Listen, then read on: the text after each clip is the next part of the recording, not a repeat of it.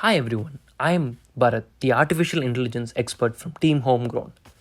We are empowering urban gardeners to battle climate change using our artificial intelligence powered application. Urban gardening sits at the center of climate change with the greenhouse gas emission mitigation gap to be 11 gigatons by 2050 if we don't lower global warming. United Nations says that urban gardening is the most sustainable way to battle climate change in the agricultural sector. 67% of American households do urban gardening, but they have no marketplace to sell. Where are the unicorns in agriculture? Who's going to help the 117 million people, or 32% of the population, set up their crops and monitor their crops? And this is where we come in.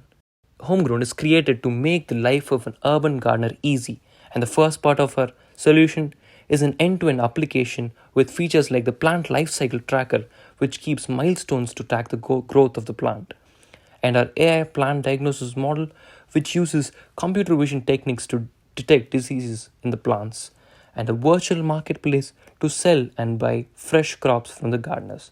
And Garden Pal is an AI chatbot that assists with answering questions from the gardeners. The global market is a huge $20 billion industry that is untapped, and we are trying to acquire this market. And many might ask, why now?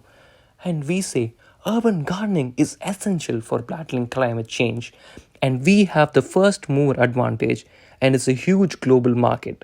And our people first user oriented approach makes it convenient for the user. And our business model is a simple monthly subscription model with $7 a month for access to our marketplace and our artificial intelligence model, and we take 25% commission from the sale of each crop. And why are we different? Because all the other solutions in the market are for large scale farmers, and we provide unique solution for the small scale and urban gardeners. And this is the team that seeks to change the future of urban gardening. And I would like to take this opportunity to express our heartfelt thanks to the judges and sponsors for coming up with this initiative and empower us to work on such an amazing problem statement. Thank you.